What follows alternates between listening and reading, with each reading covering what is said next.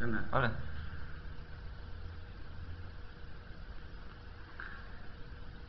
Goddag. Mit navn er Svend. Og jeg har været på afvænningskursus i en måned. Nej, faktisk nærmere 3 måneder. Og det er simpelthen afvænningskursus, hvor man simpelthen lærer at holde med at drikke og ryge. Og det er simpelthen været godt for mig. Altså, jeg har været røgfri i 3 måneder snart. Og jeg har ikke drukket en øl i de sidste 4 måneder. Så jeg synes, at det er sådan set, altså det er mega lækkert, altså når jeg skal prøve det, og, altså at være røgfri og alkoholfri, det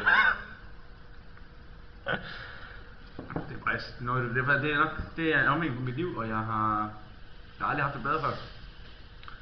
Og så, nu har jeg også fundet en kone, og jeg fandt hende på bundestuen i IKAST for en uge siden. Lille super aften, hvor jeg bare sad stille og roligt med en cola, og så mødte jeg hende stille og roligt. Hun har også været på det der afvænningskursus der. Nu sidder begge to hjemme, og stuen er helt ren, og der er ikke noget røg eller noget som helst, og alkohol, det bliver ikke så hjemme også.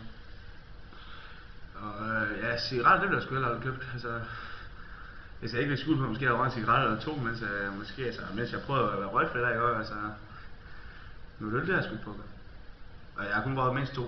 Og jeg har højst 2, men jeg har måske også fået højst 2 øl, mens jeg har været alkoholfri.